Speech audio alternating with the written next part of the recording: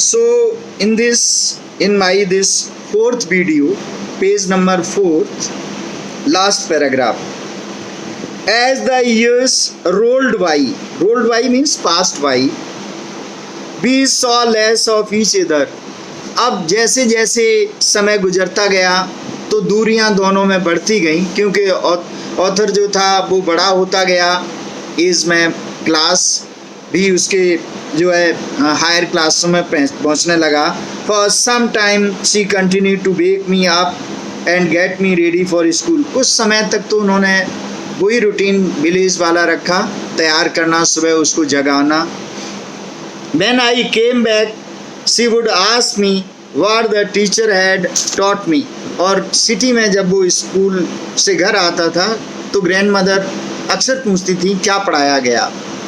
Now I would tell her English words and little things of Western science and learning. लेकिन वहाँ पर English medium school होने से वो सब कुछ, उसके सारे सब्जेक्ट्स इंग्लिश में पढ़ाए जाते थे, साइंस भी वो पढ़ता था. The law of gravity, Archimedes principle, they are the topics of science. The world being round, etc. ये बहुत सारी चीज़ें जो है, geography, all these things he used to study at school. This made her unhappy. तो grand mother काफ़ी दुखी होती थी. गांव में तो उसको प्रीस्ट पढ़ाता था, वो धार्मिक थी, रिलीजियस, तो वहाँ प्रेयर, मोरल एजुकेशन दी जाती थी. लेकिन यहाँ पर एजुकेशन डिफरेंट थी. She could not help me with the lessons, with my lessons. गाँव में जैसे हेल्प करती थी, यहाँ पर वो हेल्प नहीं कर सकती थी. She did not believe in the things they taught at English school. English school में जो चीज़ें पढ़ाई जाती थी उनमें ग्रैंड मदर का कोई विश्वास भरोसा नहीं था. And was distressed means she was very sad. जब सुनती थी कि क्या क्या पढ़ाया जा रहा, दुखी होती थी. That there was no teaching about God and scriptures. उसे दुख था कि कैसा स्कूल है जहाँ न भगवान के बारे में कुछ पढ़ाया जाता है, गॉड के बारे में, न होली बुक्स के बारे में.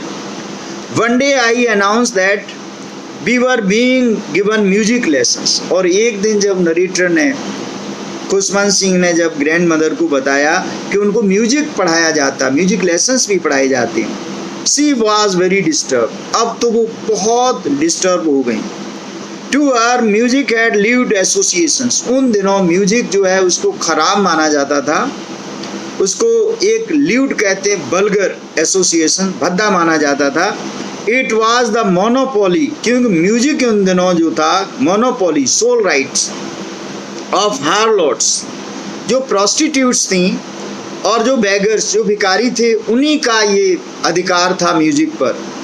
And not meant for gentle folk. ये म्यूजिक जो है, जो अच्छे लोग हैं, सज्जन लोग हैं, उनका काम नहीं था.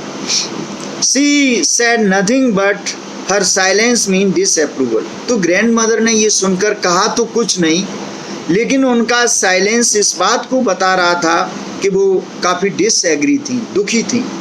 She rarely talk to me after that. इसके बाद उन्होंने पढ़ाई लिखाई के बारे में कभी बात नहीं की. When I went up to university. फिर इसके बाद नरेटर जब यूनिवर्सिटी जाता है, I was given a room of my own. तो यूनिवर्सिटी में तो काफ़ी पढ़ाई लिखाई करनी पड़ती है, तो उसको सेपरेट रूम दिया गया. The common link of friendship was snapped. Snapped means broken. तो अब जो उनका क्लोजनेस थी, एक ही रूम में रहते थे, वो ख़त्म हो गया. इतनी क्लोजनेस ख़त्म हो गई, दूरियां बनने लगीं.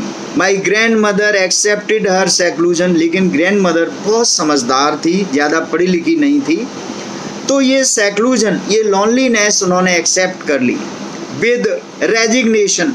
With resignation means with submission. उन्होंने इसलिए स्वीकार किया कि जो कुछ हो रहा है वो उनके ग्रैंड सन की वेलफेयर, भलाई के लिए हो रहा, उसकी उन्नति के लिए हो रहा.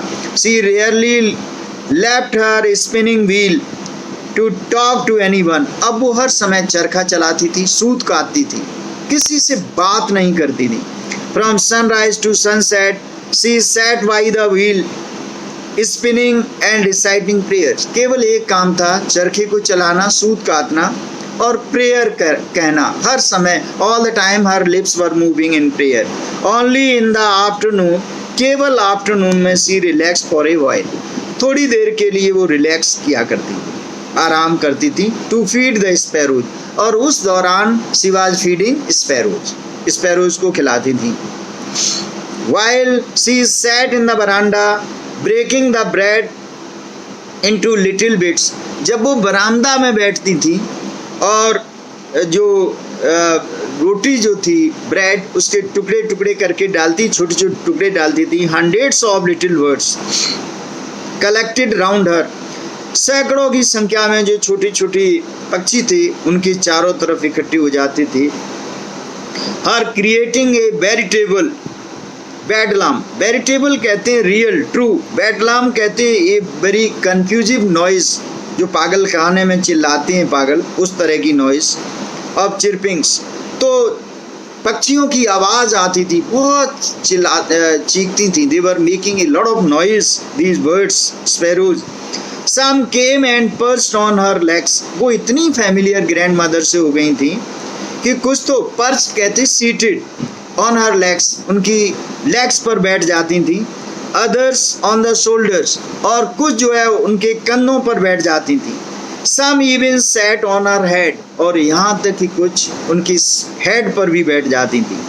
सी smiled but never shooed them away, grandmother मुस्कराती तो थी लेकिन कभी भी उनको भगाती नहीं थी। इसका मतलब उनसे इतना प्यार करती थी। It used to be the happiest half hour of the day for her, और ये आधा घंटा का टाइम जो पक्षियों को खिलाती थी, पक्षी जो है किस तरह से स्पैरोज उन्हें प्यार करते थे, उनके सिर पर बैठ जाते थे। तो ये जो हाफ एन आवर का टाइम था स्पैरोज के साथ, that was the happiest period of her life, of her time. तो ये सबसे ज़्यादा खुशी का पीरियड होता था। Hope you must have understood it.